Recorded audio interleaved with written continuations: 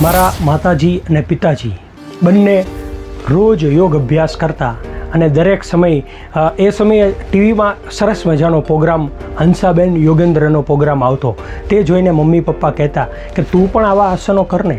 ત્યારબાદ મારો જાડેજા સાહેબનો સંપર્ક થયો અને ત્યારબાદ મેં આ જ પ્રકારના આસનો શરૂ કર્યા.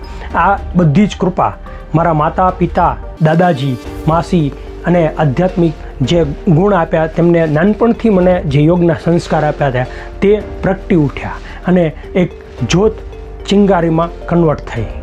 યોગ અભ્યાસની શરૂઆત કરી ત્યારબાદ મેં આજ સુધી જાડેજા સાહેબનો સંપર્ક છોડ્યો નથી. કૃષ્ણભાઈ હોય, પ્રીતિબેન હોય કે માસીબા હોય, દરેકના સ્નેહ મારા પર વરસ્યા છે. હું અને મારો ભાઈ નિલેશ, મારા પત્ની હિરલ અને મારો દીકરો સમ્યક, મારી દીકરી અર્પી સૌ ઘરમાં યોગ અભ્યાસ નિયમિત કરીએ છીએ, વિપસ્સના સાધના કરીએ છીએ, સ્વાસ્થ્યને લગતી અનેક પ્રવૃત્તિઓ લોકો માટે પણ આયોજિત કરીએ છીએ. અને મારા દીકરાને તો બંને દીકરા દીકરીને તો જાડેજા સાહેબ ધમ્મ બેબી કહે છે.